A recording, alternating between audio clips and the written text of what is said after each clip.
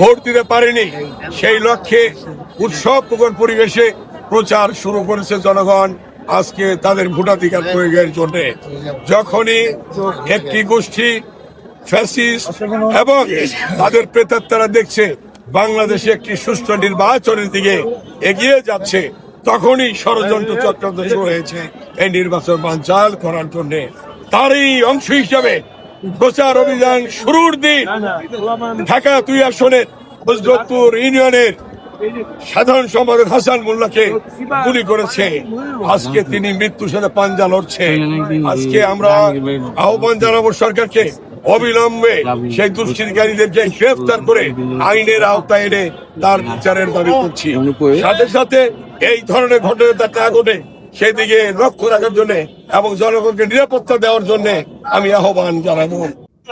বিএনপির চেয়ারম্যান জনাব তারেক রহমান বলেছেন যে আমরা শান্তিপূর্ণ সুষ্ঠু নির্বাচন চাই।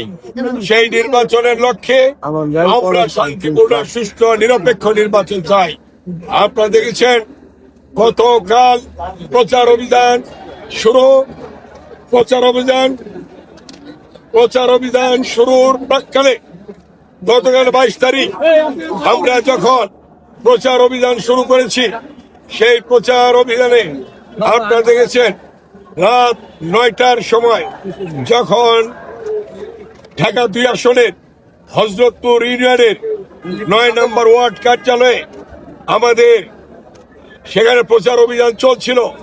এর পরবর্তীতে যখন দলীয় কার্যালয় থেকে হযরতপুর ইউনিয়নের বিএনপির সাধারণ সম্পাদক জনাব হাসান মোল্লা বেরোচ্ছিলেন, তখনই সন্ত্রাসীরা তাকে গুলিবর্ষণ করে সে আহত হয়েছে। সে এখন ঢাকা মেডিকেলে চিকিৎসাধীন রয়েছে। গতকাল আমি গিয়েছিলাম, দেখে এসেছি। আপনারা দোয়া করবেন আল্লাহ যেন তাকে সুস্থ করে তুলে।